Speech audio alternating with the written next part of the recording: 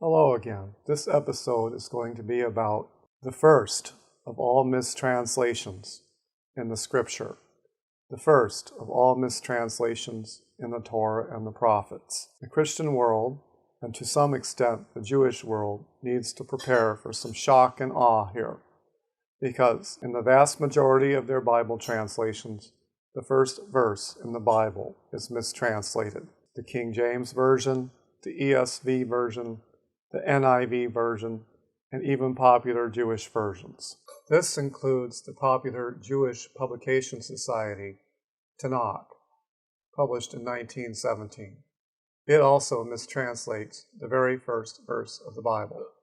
Before launching into an explanation and proof of this point, I would like to read to you what the corrected version is. I have printed the corrected version in The Good News of Messiah in a note, and I've also printed it in Volume 2, The Scroll of Biblical Chronology in Ancient Near Eastern History.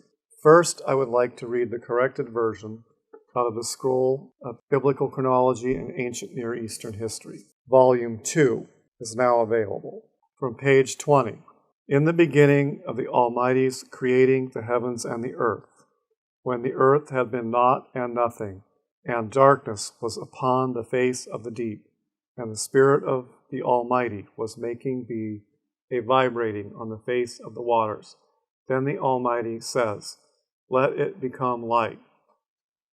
One sentence, verses 1, 2, and the first part of verse 3, makes one sentence in the Hebrew. Let's now read the note from the Good News of Messiah. Good News of Messiah, 5th edition. This note is on page 400. Genesis note. In the beginning of the Almighty's creating of the heavens and the earth, when the earth had been naught and nothing, and darkness was over the face of the deep, and the Spirit of the Almighty was making a vibrating over the face of the waters.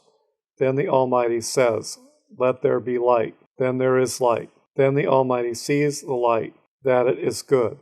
Verses 1 through 3. Okay, there are some very important theological errors that are exposed by translating this text correctly. I should probably summarize them for you. One of the big arguments with the traditional translation, "In the beginning God created the heavens and the earth," is that since it's in the beginning, it's the beginning of time, and that before in the beginning there was only timeless eternity. The corrected translation implies no such thing. There could have been time before Genesis 1:1, in the ordinary sense. Another doctrine that goes down with the corrected translation is the so-called gap theory, as I will explain when we get into the text.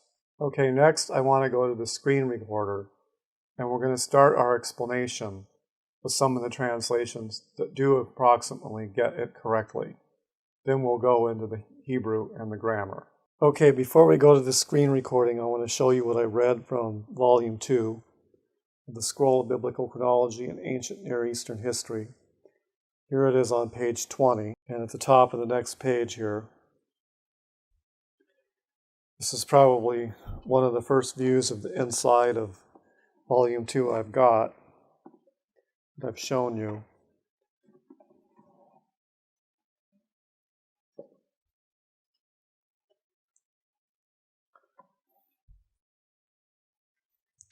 Charts run sideways here.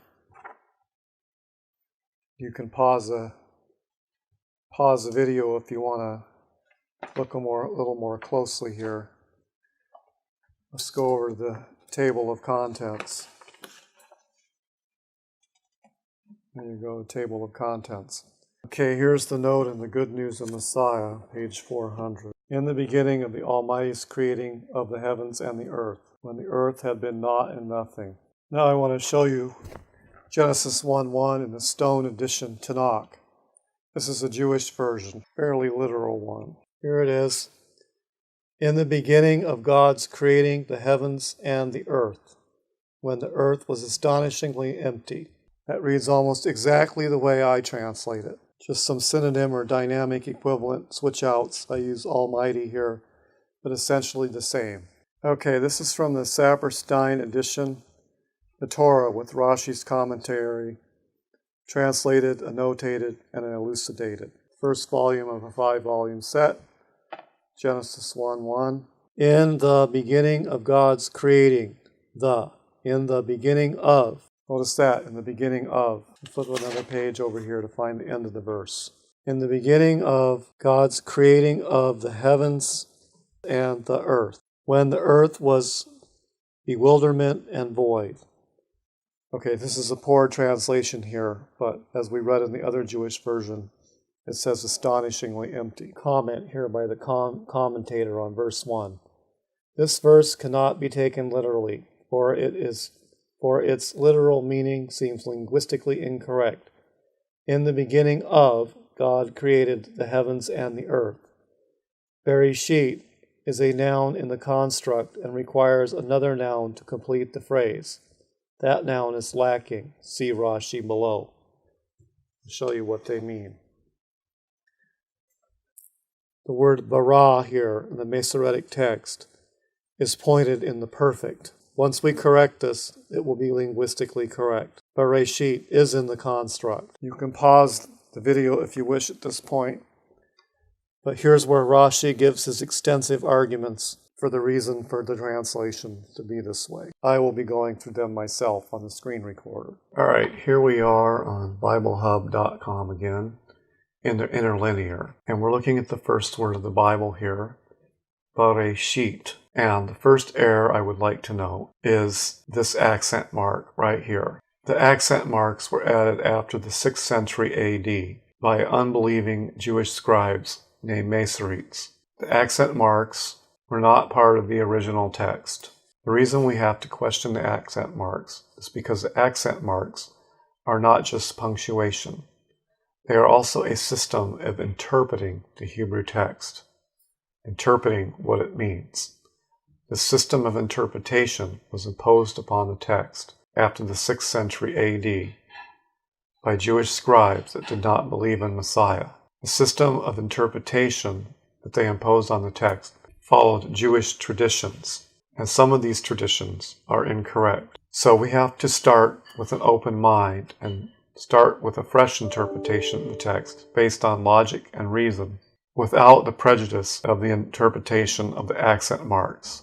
In this verse, the accent marks we have to eliminate are in the first 2 words because they affect the grammar of the sentence. So let's delete the accent mark in the first word here. There we go. We've deleted the accent mark in Bereshit. Alrighty. Also added between the 6th and 9th centuries AD were the vowel points and the other marks. Most of the time we don't have to question the vowel points. The vowel points can be supplied from regular paradigms for Hebrew words. They don't all have to actually explicitly be memorized. In this case, the vowel points of the second word are incorrect. So we will delete all of the markings here. There are no original texts with anything except the consonantal letters, not in the Dead Sea Scroll, not in any ancient manuscript before the 6th century AD. The vowel points also represent an interpretation of the text, since sometimes the same consonants can be vowel pointed in more than one way. So there's actually a choice. So let's delete the vowel points from this word. There we go. Now that we've eliminated the accent marks from Bereshit, there are 2 possible interpretations of the word. It could mean in the beginning of, the definite article being implied, or it can mean in the beginning, comma. The meaning of Bereshit and all other occurrences in the Hebrew Bible, which are 4 other cases, is in the beginning of. Without the b preposition, the meaning of Reshit in almost all other instances in the Hebrew Bible is beginning of. So the normal sense of Bereshit is in the beginning of, not in the beginning. This ending is called construct. The non-construct ending of Bereshit is Bereshona. If you doubt me, you can check out all the occurrences of Bereshit by clicking on this link here, Reshit. This is one of the few cases where the of is omitted. In the very next instance in the concordance, we see that the of is included, and in the next, and in the next, and in the next. Here is one of the few cases where it doesn't have an of after it. An offering of first fruits, comma, you shall bring. and the accent mark reflects it. If we look at the usages of the complete word Bereshit, we will see that in all cases it's a construct. In the beginning of, in the beginning of, Bereshit, in the beginning of, in the beginning of, Bereshit. Therefore, the normal sense of Bereshit is in the beginning of. The reason I say normal sense is because if I said it was always that way, then someone would come and find an exception to that statement, and then they would use the exception to interpret Bereshit according to the tradition as not being construct. This, however, is circular reasoning because it depends on the tradition to pick out the exception when the norm actually is construct, in the beginning of. If we want to get to the bottom of the truth, we have to start by estimating everything according to the norm. In the beginning of is the norm, and then see what the results are. If we don't, we will end up in the trap of circular reasoning. So let's make the correction here. I'm going to put the word the in brackets. In the beginning of. We also now have to correct the grammar. There we go. We put the tag for construct on the end. Feminine singular construct. Likewise, if we mouse over it, it now says feminine singular construct. The translation of the construct is of. This is the normal sense of Bereshit. A construct noun requires another noun to come after it. We can achieve this by vowel pointing baro as an infinitive construct. An infinitive construct is a verb used like a noun. So let's make that correction. Alright, baro is now an infinitive construct. If we mouse over it, infinitive construct. The infinitive construct would be translated creating of or creation of. In the beginning of, creating of. So when you have a construct chain and the last word is definite, then all the words in the construct chain are definite. That is why we can put the here. We now have to put the in here. In the beginning of, the creating of, Elohim. We don't have to change any marks on this word.